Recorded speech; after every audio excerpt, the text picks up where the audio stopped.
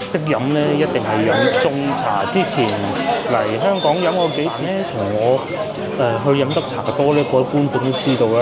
蝦餃皮咧就真係我係最討厭嘅爆啊！佢哋係為咗吸引眼球啊、博眼球啊，咁咧會令到嗰粒乾蒸係好大粒嘅，好大粒。各位觀眾早晨，而家朝頭早差唔多到7點，我琴晚瞓得非常好。幾個原因嘅，因為攰啊，其中一個啦。第二個咧，舒服嘅，瞓得係舒服嘅。個枕頭高咗少少咁多，其他都冇乜太大問題。然之後，冷氣又夠啦，同埋又唔會太嘈，幾好，真係幾好。同埋咁嘅價錢都冇乜可以挑剔嘅。同埋我最中意佢哋咧，就可以提早俾我入住啊！呢一樣好緊要嘅。係啊，咁講下今日計劃先。而家我都仲喺酒店樓下，已經辦理咗退房咁，行李擺咗嗰度。今日計劃咧，我係而家先去新開嗰間蓮香樓食啲嘢先。咁食完嘢之後咧，就附近簡單行一下，大概可能10點鐘左右啦，我估。咁啊過去尖東據說嗰度咧有一個龍舟美食節大概咁上下啦。咁行完龍舟美食節之後咧，就再過去啟德，應該讀 ASI 嗰邊嘅。荃灣人民好早起身喎，今日星期6嚟㗎。如果喺內地咧，而家越嚟越多人咧都係會有得放假㗎，即係唔使開工㗎。咁但係香港就肯定會有少少唔同，好多時候咧都會翻半晝咯。我講下呢個酒店有一樣唔係咁隨心所欲嘅事情咧，就係其實離地鐵站係幾遠嘅。咁佢哋都係有專門搭客人去旅遊景點同埋港鐵站嘅巴士嘅，不過就唔係話好密嘅班次啦，咁梗係好正常啦嚇。就係咁咯，咁行下啦喺條街度，好彩咧而家我哋喺荃灣行緊條街，無論去荃灣站又或者係大窩口站咧，條路都唔會話好荒涼啊，行下冇人啊嗰種，唔會嘅。而家咧我就去荃灣站坐港鐵咯，其實兩個站差唔多嘅啫。我認為如果天氣係會比較熱嘅咧，行翻而家我哋去荃灣站會舒服啲咯。好多人開工啦已經。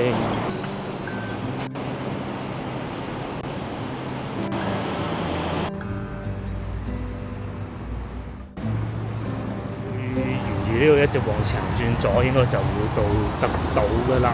而家朝頭早7點9個字啊！咁我諗大家呢度應該都唔會陌生啊。就算我哋作為遊客咧，一嚟到呢度咧都知道，差唔多就係重慶大廈咧咁咯。咁我要去嘅蓮香樓應該就喺呢個位置啦。咁呢個蓮香樓咧就同中環嗰個唔同嘅。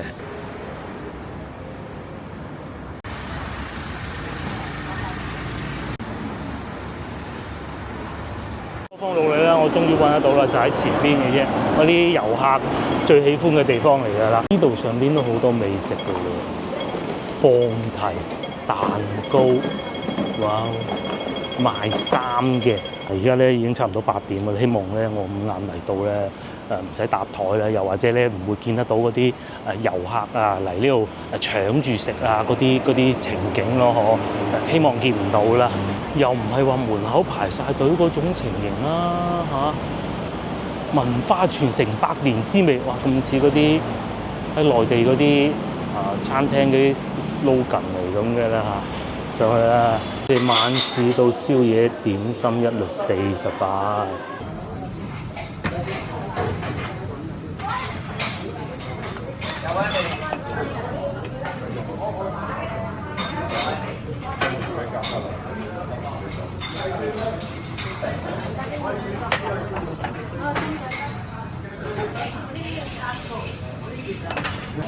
識飲咧，一定係飲中茶。之前嚟香港飲過幾次茶咧，都俾觀眾話：你應該係試下咁樣先得嘅。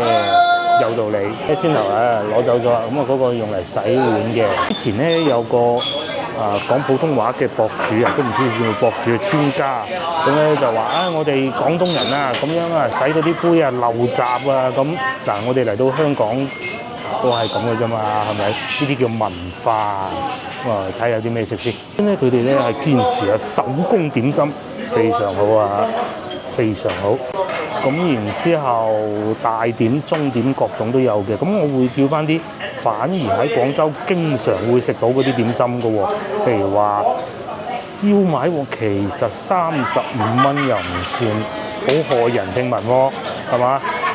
陳皮蒸牛肉應該係我會要鮮竹牛肉球嘅鮮竹牛肉球。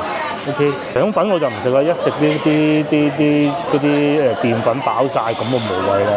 呢度仲有花膠魚翅灌湯餃咁有趣嘅，48蚊，或者小籠包都得喎。嗰邊咧就係一啲餸菜啦，呢啲就不講了，價錢都唔係嗰種即係睇見咧，你之後會呆咗懷疑人生嗰種感覺咯。OK 嘅。首先呢度係腸粉，呢種做法好懷舊佢先拉起，然之後客人要邊款就攞邊款咯。至於點心方面，我見到係叉燒包，我見到後邊有蝦餃，之後仲有黑色嗰個腸粉，我唔知叫嗰個叫咩名，係有燒賣嘅。因為我嘢食就到咗啦，咁啊先叫2樣先，一個係蝦餃，一個咧就係乾蒸。呢度咧都係秉承住懷舊嘅方式咧，就係唔係剔紙仔又或者掃 QR code 嘅，係現場攞，見到邊樣好食就攞邊樣，呢樣咧就抵讚啦。而且咧食點心咧，梗係想食熱噶嘛，你 QR code 掃咧，佢有時候上咧唔知先後嘅，試下呢個先啦，係真係包得好靚。嗱，如果講到喺廣州咧，其實有包得咁靚嘅咧，相比之下，我反而覺得呢度價錢仲適宜，同埋我係好中意呢種細嘅蝦餃，唔係嗰種大個。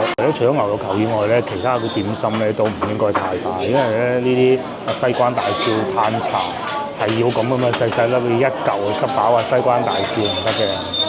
但凡咧同我去飲得茶多咧，各位觀眾都知道啦，蝦餃皮咧就真係我係最討厭爆嘅，因為大隻咪易爆咯，啲皮咧懶厚又或者懶薄都唔得嘅，佢咧係幾適中嘅。同埋中茶嘅好處就係咁咯。我唔識食啦，蝦餃咧都識地嘅。咁裏邊咧呢個裏邊都係會有筍，但係又唔算話勁大粒嗰種，咁當然亦都會有蝦啦。同埋咧，其實我自己接受到咧，喺個蝦餃皮厚少少都好過爆嘅。咁呢個係我中意嗰種咯。食到後邊有少少筍乾同埋嗰種熱氣回甘嗰種味道都有。佢哋呢度有4粒㗎。4粒呢個都係一個關鍵。有啲孤寒嗰啲茶樓咧，平價嗰啲咧3粒嘅。佢仲有燒味，3定係398，燒鵝係168，11點鐘之後先有供應。到而家呢個時段咧，客人都越嚟越多啦，因為已經過咗8點鐘啦。咁要埋一啲朋友過嚟飲茶嘅又有啊，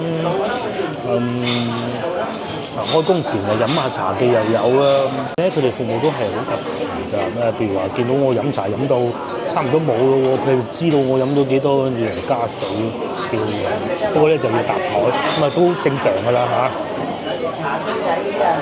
其實細個同阿爸去飲茶咧，都係要搭台嘅。即係唔知而家即係內地咧，即係廣州茶樓咧，縱容得我哋太多咁解嘅啫。我嚟試下呢個，都係有4粒嘅。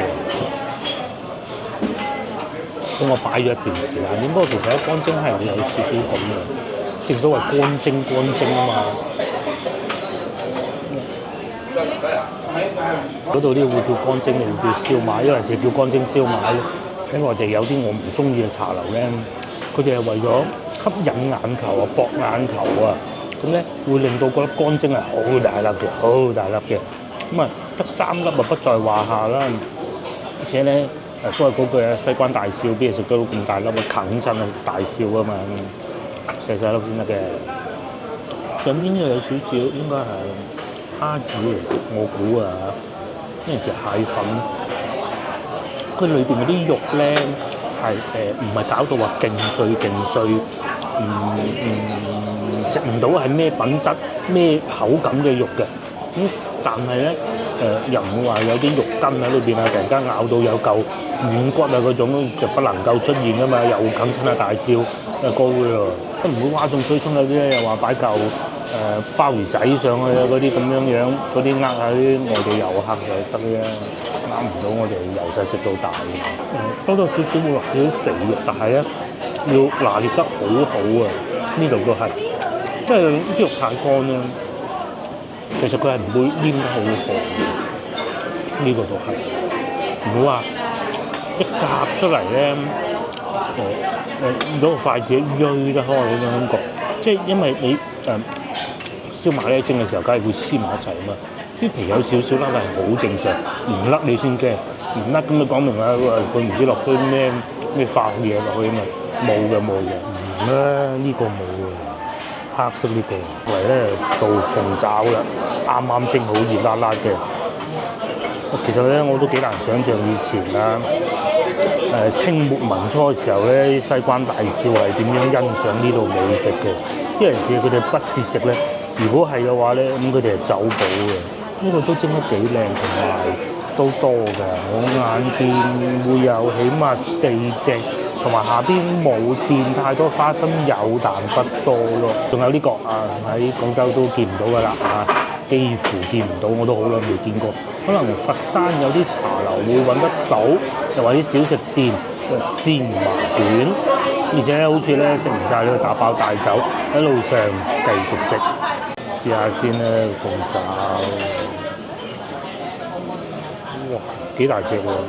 曾經咧就喺沙面食過嘅大鳳爪咁咧，鳳爪咧其實反而揀翻啲美國嘅仲好嘅嚇。咁樣嘅橋尾食府食得到咧，嗰款係真係美國鳳爪係唔同啲嘅。佢起碼要夠大隻㗎嘛，細隻咧有時候咧會有種腥味。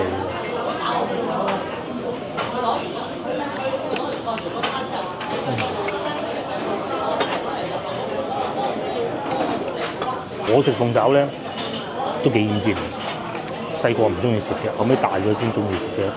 幾個要求啊，下限就係第一，千祈唔好飲黃油，呢個係冇嘅，因為佢嗰啲醬汁撈起咗之後先攞去蒸㗎嘛。咁我試過喺清遠食過，開會咯嚇，嗰啲油浸住。咁第二個咧，千祈唔好有嗰種雞嗰種腥味啊嚇，呢個都係冇嘅。咁啊最好咧就可以再腍啲，嗰種咧一抌落口咧，你係可以冇牙都食得到，咁啊得㗎啦。呢個咧都有要少少牙先食得到嘅，咁但係唔難食嘅，唔係話唔好食㗎。同埋咧一定要夠熱㗎，食點心一定要夠熱，得夠腍就入味，調好啲味佢，咁嗰個鳳爪咧就唔難食。咁當然你要嗰個殼嚟殼係好好先得㗎。呢個都算係中上水平，我食過。試埋呢個咧就叫做芝麻卷啊！佢而家咧仲有叉燒酥出爐啊！不過我已經食飽咗，食埋呢個，真係好香芝麻味嘅喎。呢個係已經捲好咗擺喺度，唔係重新蒸過嗰種，但係咧唔會話凍冰冰嗰種感覺嘅，有芝麻香味，好香嘅。同埋咧，唔會食得到話個面頭咧就乾爭爭，裏邊咧就好軟，講明咩啊？唔會話擺咗勁耐嗰種咯。你話啱啱10分鐘前捲出嚟是不可能嘅。咁我估今朝早做啦，好香濃芝麻味。以前細個食嗰啲芝麻卷咧，好似仲會撒啲花生醬上去，哇！嗰啲太 heavy 啦，唔得。我話食飽飽，大家睇上嗰一點嘅。我覺得係咁嘅。首先咧，我哋廣東人啊飲茶精髓咧，就係坐低一盅兩件，慢慢嘆，同啲茶客傾下偈，而唔係嗰個食物嘅本身係要點樣，只要唔好太差就得㗎啦。即係譬如話你嗰個鳳爪蒸出嚟係有陣雞腳味啊，咁係唔得嘅，因為咧嗰啲食物係每天都會食嘅，即係好似食飯咁，唔好太差得㗎。但係你話食個白飯食得出嚟係哇好勁啊，又無與倫比啊，係唔需要嘅。咁呢一度咧，佢哋食物嘅價格其實唔會太貴。如果你圍翻到喺內地嘅價錢咧，甚至乎我覺得個蝦餃其實仲平過內地添，以咁樣嘅質素啊。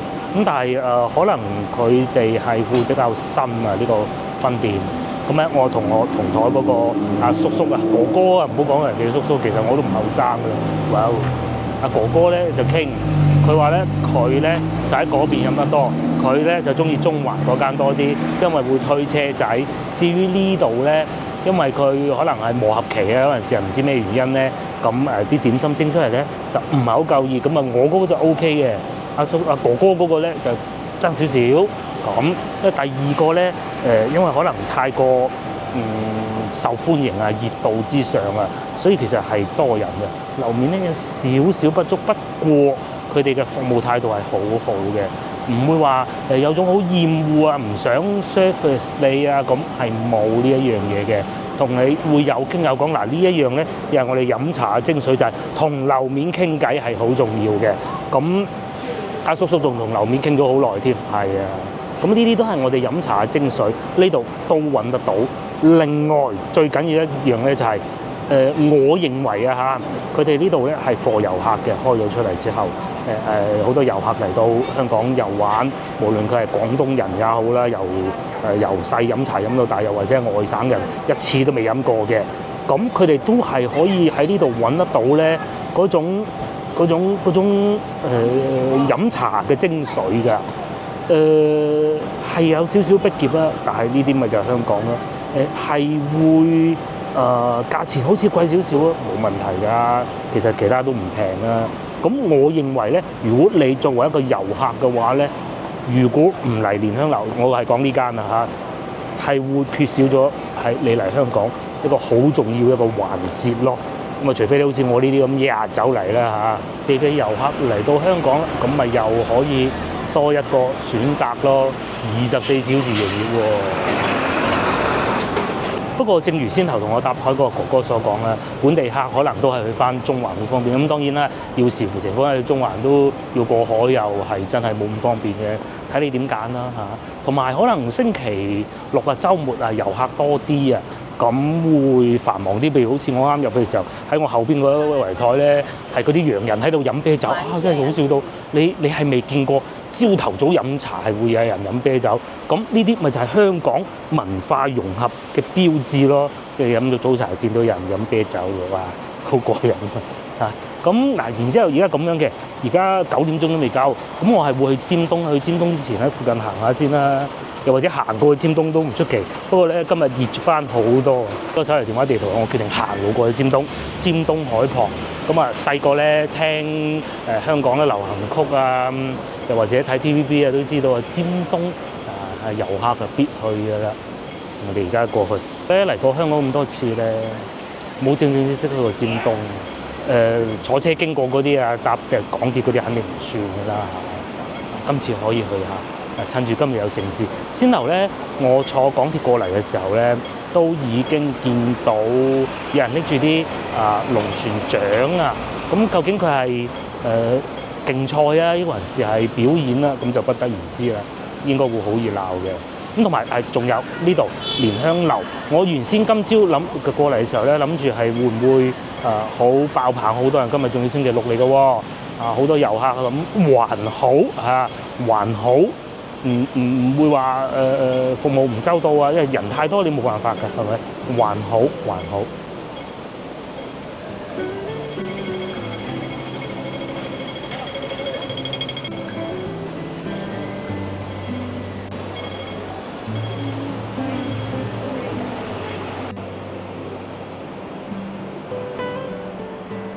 嗱，如果講到咧喺小紅書咧，好火爆嘅兩個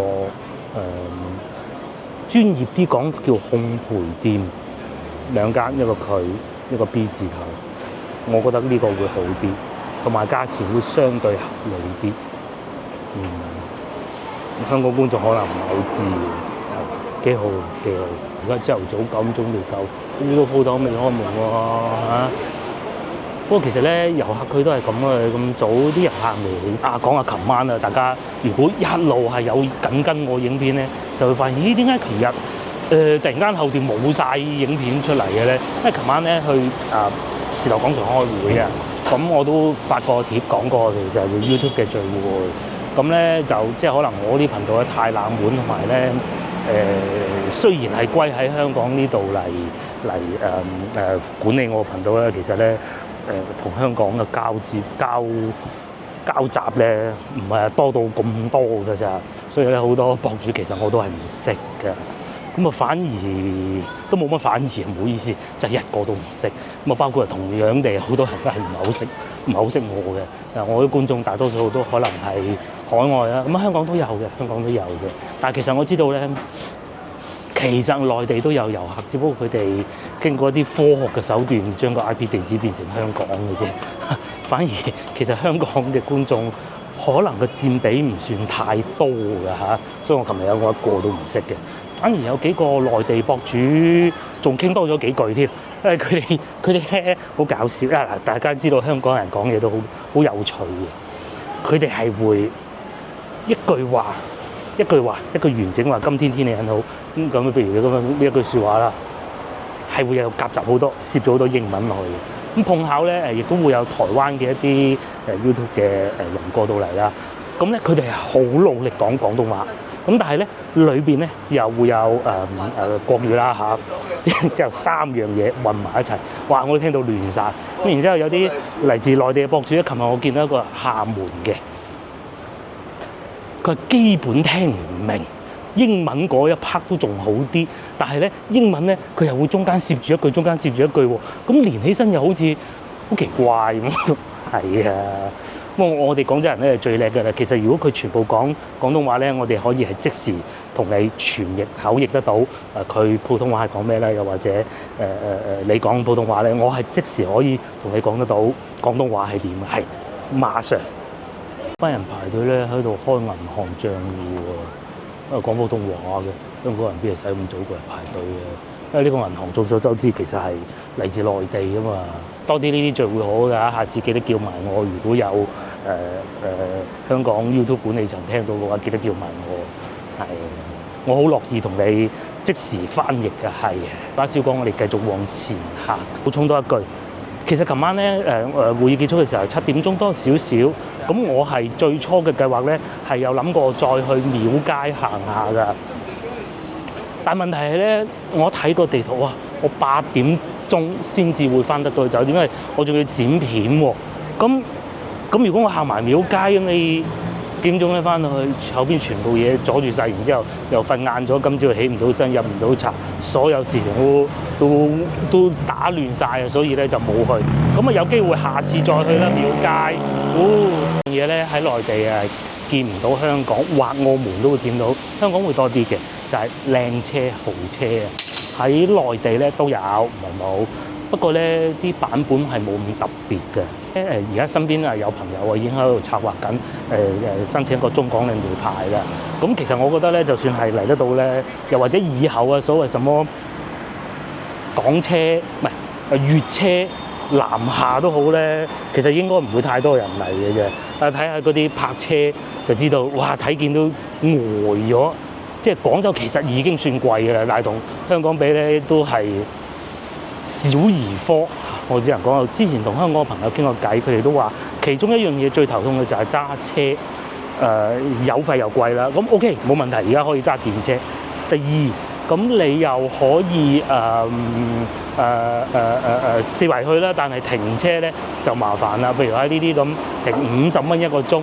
哇！呆晒50蚊一個鐘，咁你食完嘢都唔止啦，所以咧甚至乎有啲咧仲要違例就違例啦，咁樣嘅。琴日中午我喺茶餐廳嗰度咧，即係荃灣嗰個茶餐廳嗰度啊，食嘢就係啦。聽見咧隔離嗰幾個咧，包括同阿老闆咧，都喺度傾緊偈，就係講緊呢一件事情咯。哎呀，又抄牌啦，俾個咖啡咁。好陰功嘅，一路行一路講，又好似差唔多到嘅喎。我盡量避開啲太陽行咯，都幾熱，就可以行下邊港鐵過嘅。不過咧，我就中意拍嘢喺戶外，行下條街睇下啲人，呢啲咧就係呢個頻道嘅精髓啦。咁啊有好嘢食又可以食啦。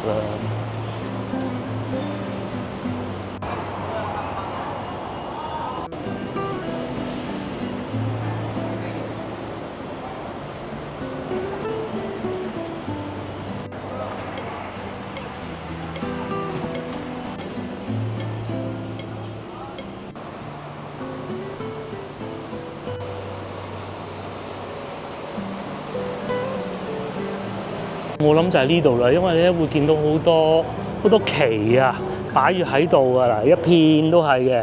咁佢哋咧活動咧係喺星光大道舉辦㗎，咁即係呢度啦嚇，一路過去都係嘅。我做個頒獎台添啊，應該未開始嘅。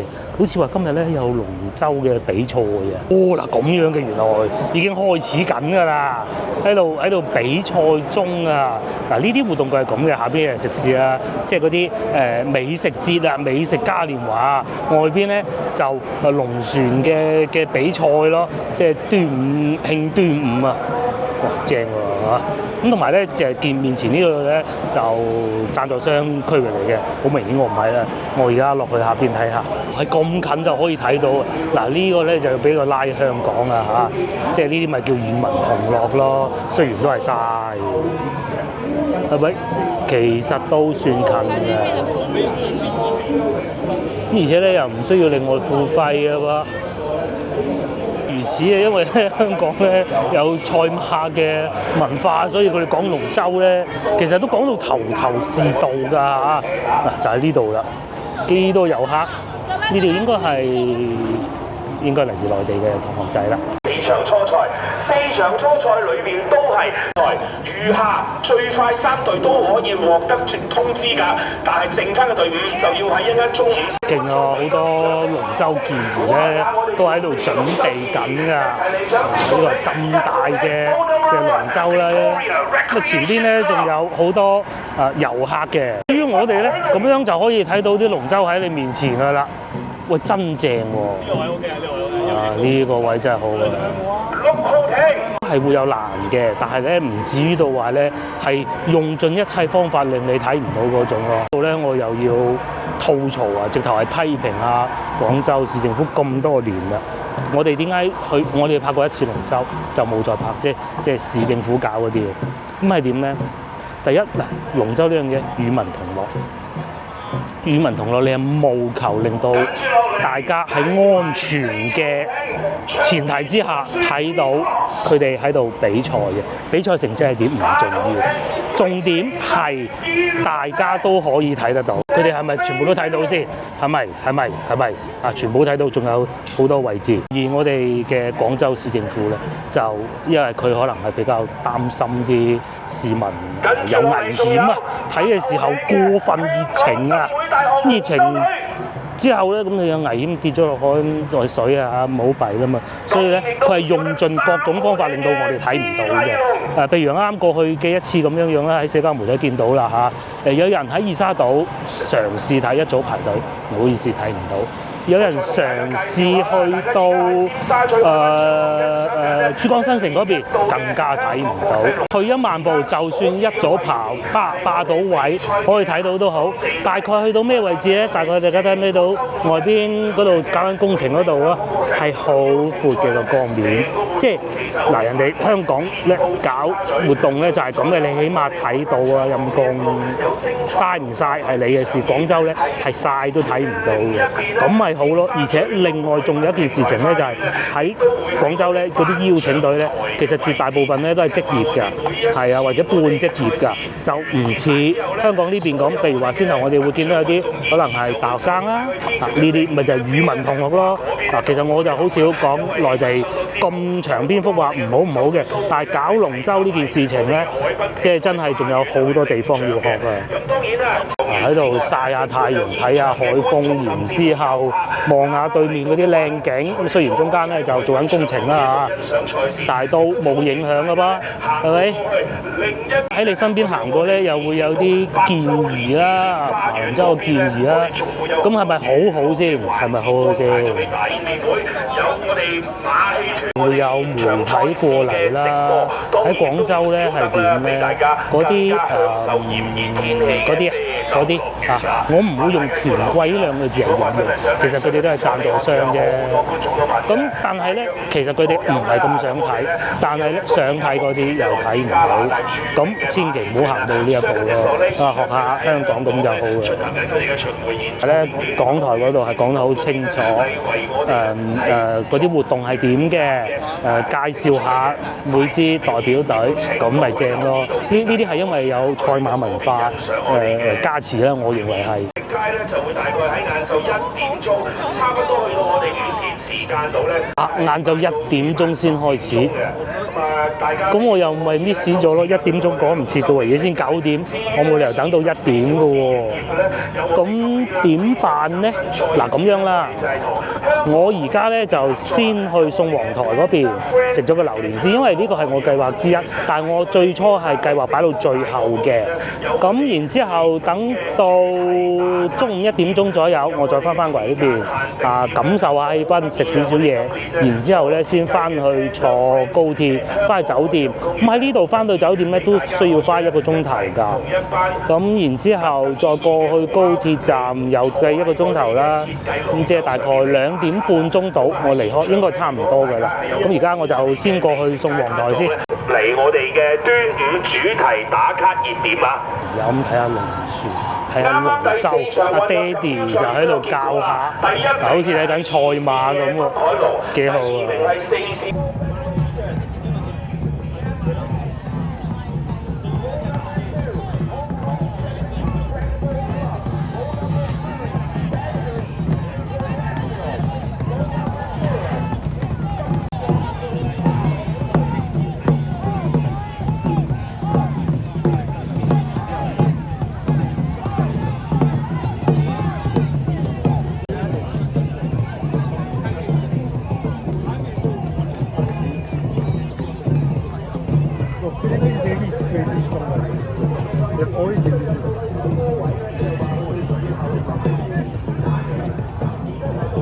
咁耐又攞嚟講下啦，其實喺內地啊，或者講大灣區咧，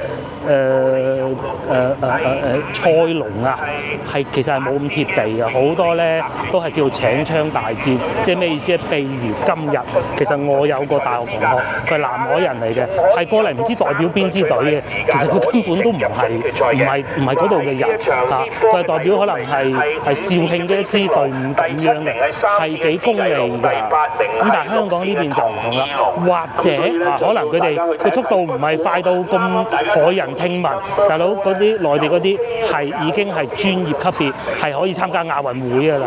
咁你同啲平民百姓鬥唔好玩㗎嘛？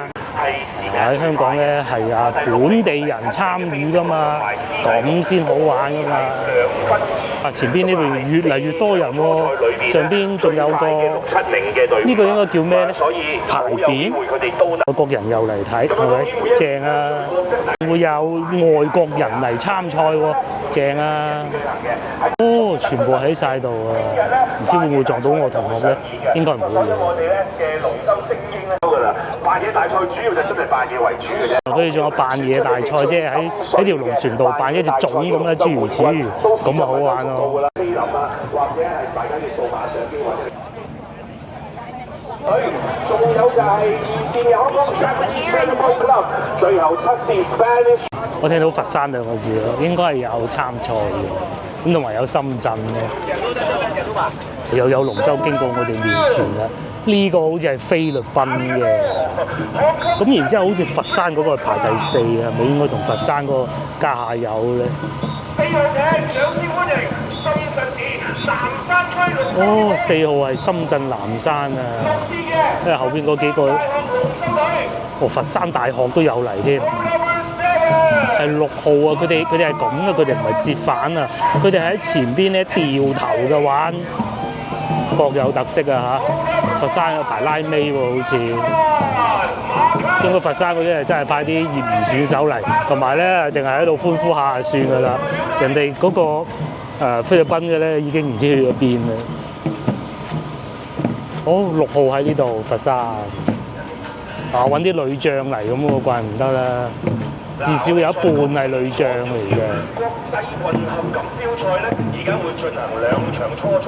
喺初賽，哇！好似爬到我咁嘅。可以直入決賽，直入決賽。咁啊，夾埋已經有。鼓手都已經唔打啦，餘下嘅隊伍就自由發揮咯，唔好撞到人哋條路就得嘅。咁至於冠軍咧，喺嗰度已經衝咗線。好大個知你喎。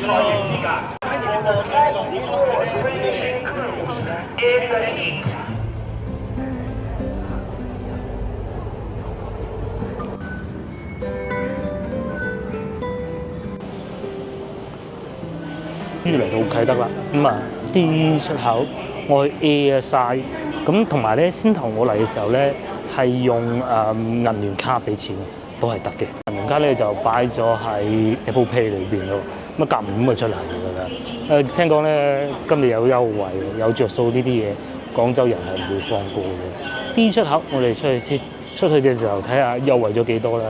銀聯卡係拍呢個位嘅。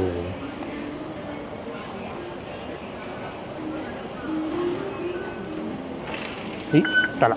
駭人聽聞啊，我喺尖東過嚟啊，我唔 show 啲資料俾大家睇啊。3分錢係嘅，係3分錢，咁即係等同唔使錢咯。係啊，好似有冇錯？係啊，3分錢人民幣啊，咁即係白送咯。送啊！我呢啲着數梗係要攞啦。係咁嘅嗱，即係而家咧就通咗關都好耐啦嚇，越嚟越多藝人啊、明星啊、國際巨星咧嚟開演唱會嘅。咁前邊咧就係啟德主場館，咁應該係睇演唱會地方。當然而家梗係冇人演唱會啦。我咧就嚟呢度，哇方便啊，咁近嘅啫喎嚇！啟德站 ASI 咁裏邊咧係要食榴蓮嘅。今日我會食餐飽嘅嚇，食餐飽嘅。我睇港聞版咧，附近呢啲樓盤好好賣噶噃，有啲係望海嘅。而家仲起緊啊！而家時間係10點，咁啊時間非常充裕啊！喺度慢慢行，慢慢睇，行到夠睇到夠，跟住先翻去尖東咯。翻去尖東嘅時間係1點鐘。如果時間更充裕嘅咧，甚至我可能會去一轉中環睇埋嗰個貓咪嘅展覽啊，叫咩名我唔係好記得啦嚇，就係呢個啦。去到6月30號嘅貓店長窩心攝影展，攝影展，我先行咗呢度先啦。原來呢度都賣 Tesla 嘅。之前一直同夫人爭論Tesla 喺香港究竟賣幾錢，其實同內地差唔多，因為內地咧仲有一樣嘢叫增值稅啊。咁香港係冇嘅，但係香港上牌應該係貴過內地。內地上牌咧驚人啊！大家估下幾錢？好似係500蚊啊！即係少到我都唔記得咗嗰種嚟㗎。好多美食喎，就算冇榴蓮展都好多嘢食喎，又有蛋糕啦、糖果及輕食，又或者酒吧啦。世界各地嘅美食咧都有嘅，同埋道門仲會自己打開添，會有好多鋪頭未開門喎。行下先，哎呀，仲有呢個湖南美食添，哎呀，終於嚟到啦！係咪我嚟得太早咧？我睇社交媒體講話咧，好多要玩嘅喎，但係點解即都多佈置，但係冇乜人氣咧？嗱，我認為係我嚟得太早㗎嚇。好村莊。前邊呢個應該係我估應該係賣嘢嘅啫，有好多活動嘅，譬如好似啲織物祭，南豐紗廠，唔好理佢啦，再上去上邊睇下啦。話唔定我收咗風咧，不過啟德 ASI 咧都係我想嚟嘅其中一個地方嚟嘅，行下啲新商場啊嘛。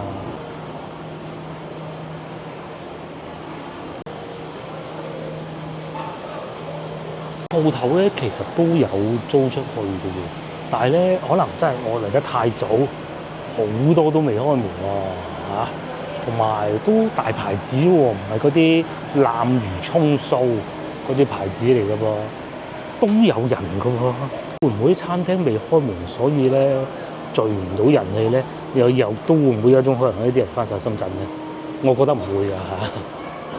行下先啦，大就真大。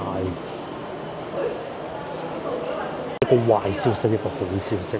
好消息就係我嚟啱嘅地方，同埋職員姐姐好客氣。壞消息就係其實下個星期先舉辦，即係國會。嗱咁啊，各位觀眾其實而家睇到嘅時候咧，應該差唔多開始啊，係6月13到6月14喺啟德 ASI 呢度舉辦嘅。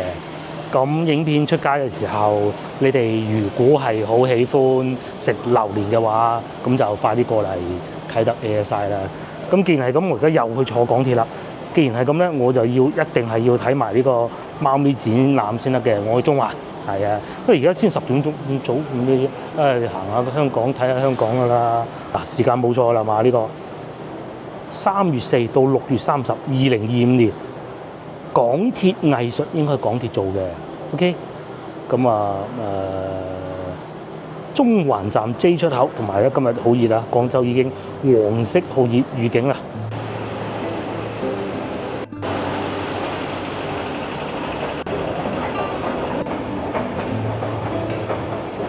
終於嚟到啦！榴蓮食唔到，貓咪睇到啦。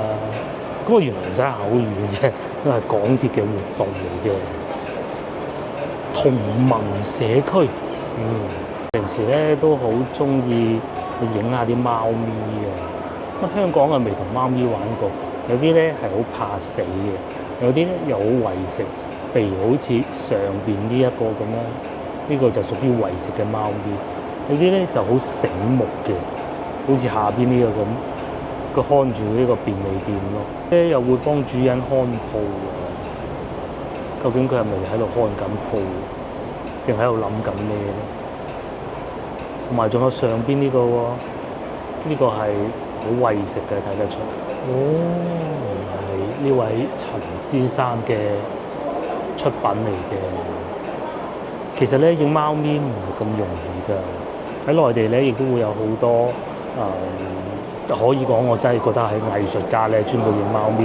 因為咧，你係冇辦法叫佢做一個動作出嚟，個頭身高啲是沒有的。所以咧，影貓咪嘅相咧係不容易嘅。你影出佢嘅神態，度仲會講埋喺邊度有啲咩貓咪咯。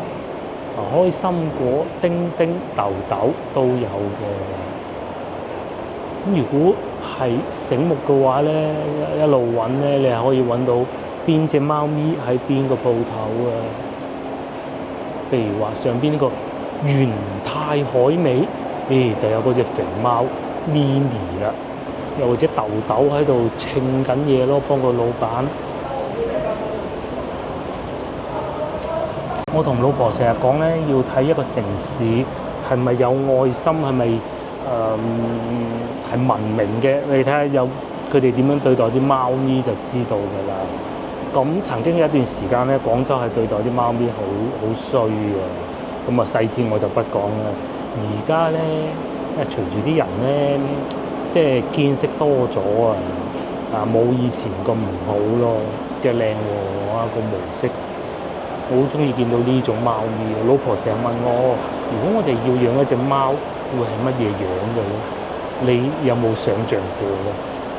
你又會唔會想像過，如果你要養嘅貓咪係咁樣樣嘅咧？你睇到啲花紋幾靚，好啦，應該就係呢隻貓咪，同埋瞓緊覺咯，係啊，最緊要就係瞓覺。呢度又係啦，佢幫個老闆睇住嗰啲紙皮嘅。咁據我所知咧，喺上環其實真係會有好多貓咪看住個鋪頭嘅，而老闆咧亦都唔會覺得有隻貓咪係會喺度阻住做生意。不但止有啲人嚟到唔買嘢，淨係影相咧，其實佢都係無人歡迎。而同樣地咧，喺廣州啊、一德路啊，亦都會有呢種情況嘅。呢一樣咧係真係好事。我估會唔會係有隻貓咪喺度看住唔好俾嗰啲蛇蟲鼠蟻嚟咬咗嗰啲海味咧，我覺得係有可能嘅咯。你睇呢只喺度伸懶腰，不過貓咪店長啊，一日工作8小時，難免都要偷下懶嘅。咁啊，有時候又可能會有啲朋友仔過嚟同佢玩啦。哇，幾開心！呢只靚喎，呢只貓咪，你睇佢啲毛色，好似一隻豹咁嘅，同埋嗰隻眼咧，好有神氣啊！呢只貓咪甚至乎走埋上去嗰個顧客個身度添。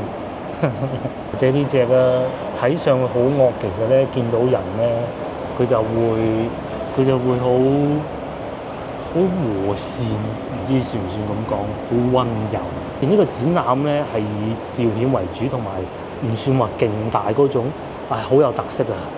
其實我覺得廣州應該真係要學下啦，有學嘅，不過冇做得咁細咯，仲勁添。哇，準備錫落去啦，嗰隻貓咪，但係咧有少少抗拒嘅。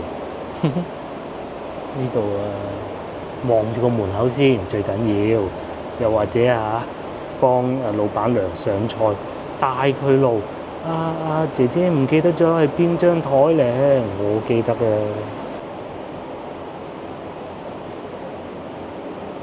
哎呀，呢隻貓好搞笑，你睇佢個鼻，係有啖墨水喺度。又或者下邊呢個藥房老闆將啲藥擺喺個貓咪身上，吸下啲靈氣。貓咪係咪會中意飲汽水嘅？唔出奇㗎。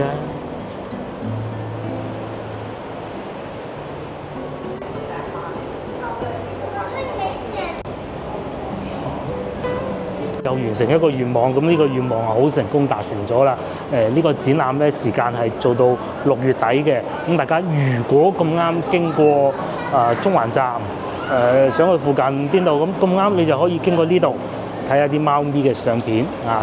咁而家咧我就好自由咁翻過去因為我要去尖東嘅，其實咧或者去下 K11附近行下再講啦嚇。嗰度過尖東其實唔係好遠嘅啫，因為我要去嗰度係1點鐘開始，而家只不過啱11點啫。一路行一路講，到呢度結束啦。下集聽日繼續睇嚇，我哋去龍舟嘉年華，下集見，拜拜。share 我影片俾你嘅朋友，同埋幫我點個 like， 有機會翻嚟睇下貓咪。咁同埋咧，我覺得即係沉氣講多句啊，如果你係好想感受一下香港飲茶文化嘅咧，其實睇翻中環呢度，去翻舊鋪蓮香樓飲茶，飲完茶順便過嚟睇埋貓咪會好啲咯。